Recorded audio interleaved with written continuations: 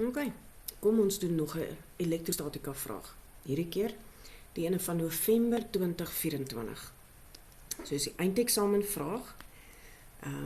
So weer eens is hy dalk 'n bietjie korter as wat ons verwag nou vir Junie maand. Hulle begin weer met 'n puntlading. Dit was nou vir my interessant om te sien met al 3 vrae wat ons nou doen, al die vraestelle van verlede jaar 2024, dat hulle elke keer begin het met die veld.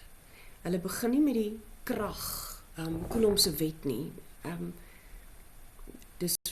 Dit was interessant om te sien. Hulle vra die elektriese veld, hulle vra die veldpatroon, hulle sit 'n derde ene by, Coulomb se wet. Hulle vra is hy positief of negatief en dan bereken die grootte, 14 punte. So, kom ons vat hom van bo af. Punt P is 'n positiewe puntlading plus 2 nanocoulomb X daarso en hy is 6 cm weg. So ek dink sommer dadelik as ek nou jy was nie dan sou ek hier geskryf het dis 6 gedeel deur 100, nee, daar's 100 cm in 'n meter. So dit gee vir my 0,06 meter. Dan is hy sommer klaar verander. Hulle vra vir die grootte van die elektriese veld en jy sal onthou ons het 2 formules. Die een het lading en afstand. Die ander het krag en lading. So, hulle gee nie vir my hier 'n krag wat uitgeoefen word nie, maar hulle gee vir my afstand. So, die formule wat ek gaan gebruik is vraag 7.1 E, bereken die grootte van die elektriese veld, KQ op R kwadraat. Ok, pos gou die video, dan doen jy homself. Ok, het jy hom reg gekry? So ek het my konstante wat ek op my inligtingsblad kry, ek het my lading ingesit en daar's nie 'n teken nie. Dit is in elk geval positief in hierdie geval. En dan my afstand moet in meter wees, onthou die kwadraat en ek werk hom uit en ek kry 'n pragtige getal. Weereens jy kon gesê het, afhangende van jou sakrekenaar se setting, 5 mal 10 tot die mag 3 dink ek. Newton per coulomb min 1. Daar is baie belangrik dat jy onthou van jou eenhede. En hulle het weer die grootte gesoek, maar sou ek 'n rigting wou bysit, daar P is die ene wat die lading het, wat die veld veroorsaak en dis weg van hom af, want hy's positief, wat beteken die elektriese veld wat X gaan beleef, gaan in die regterkantste rigting wees, as dit 'n woord is, na regs. Ok, maar hulle soek net die grootte, so dit sal nie 'n punt tel nie. Dan 7.2 sê hulle, nou sit hulle puntlading S hierso, hy het 'n negatiewe lading, 4 cm uit mekaar uit, soos in die diagram teken die resulterende elektriese veld, en hy tel 3, né? Dis nou as jy daai oudjies het wat jy die 2 het, so ek gaan weer, moenie dit te klein doen nie, daar's my 2 netjiese sirkels. Ek begin, die een is positief en die ander is negatief. Ek kan dit sommer insit. Positief, negatief. So jy weet nou al klaar hoe gaan hierdie veldpatroon lyk, nie? Maar ek begin baie mooi en ek teken my lyne, maak seker hulle raak aan die sirkel, maar hulle gaan nie dwars deur nie. Ok. Nou het ek 'n basis van waar ek kan werk. Ek weet, daar gaan 'n lyn wees deur. Ek kan hierdie mooi verbind.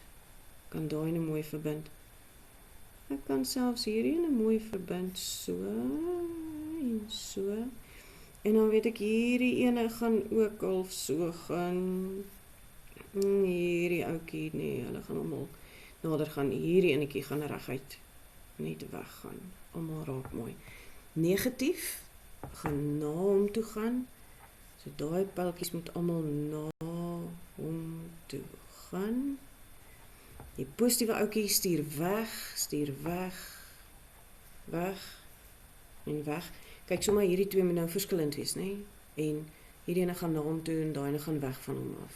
OK. En daar het ek 3 punte. OK. So hoeveel het ons nou al? Ons het die eerste 3, ons het hierdie 3, 6 uit die 14.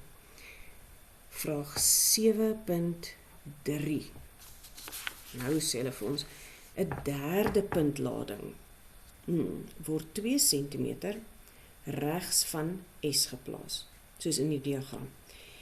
Puntlading T, hierdie ouetjie, ondervind 'n netto elektrostatiese krag van, so hy ervaar 'n 2,5 maal 10 tot die mag min 4 Newtonkrag, maar na links, in daai rigting.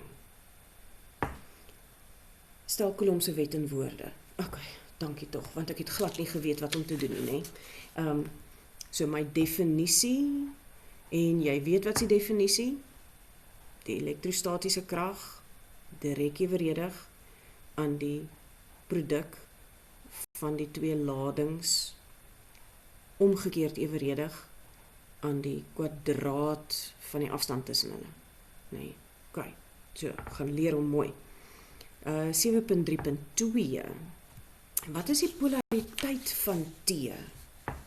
So, hy word hoofsaaklik, die netto krag wat hy ervaar is na links. En jy kan aanvaar dat as hulle nie vir jou sê, kom ons los eers daai ene. As hulle nie vir jou sê nie, dan is hy positief. Kom ons kyk, as hy positief is, wat sal die negatiewe lading met hom doen? Hy sal hom aantrek. Die positiewe een sal hom wegstoot. Maar die negatiewe een is baie nader. So, albei is ewe groot, né? Hierdie een is plus 2 en daai is min 2. Maar as jy kyk na die definisie, dan is die krag is afhanklik van die ladings, maar baie afhanklik van die afstand, kwadraat van die afstand. So die feit dat hierdie ene soveel nader is, beteken dat hy gaan 'n baie groot effek hê. So positiewe puntlading kan definitief werk. As hierdie ene negatief was, en hy's die naaste aan my negatiewe lading, dan sal hy hom ons weggestoot het. So hy kan definitief nie negatief wees nie, hy is positief. So daar is ons nog 'n punt vir ons, positief. Kies uit positief of negatief. Moenie dit verkeerd spel nie, hulle het dit vir jou geskryf. En nou moet jy die grootte van hierdie lading bepaal. En dis nie net 3 punte nie, dis 5 punte. So jy weet jy het ten minste 2 somme. So daar's T. T beleef 'n krag as gevolg van hierdie lading en as gevolg van daai een. En as ek nou weer 'n vektordiagram teken, ek gaan hom, kom ek teken hom hierbo. Daar's T.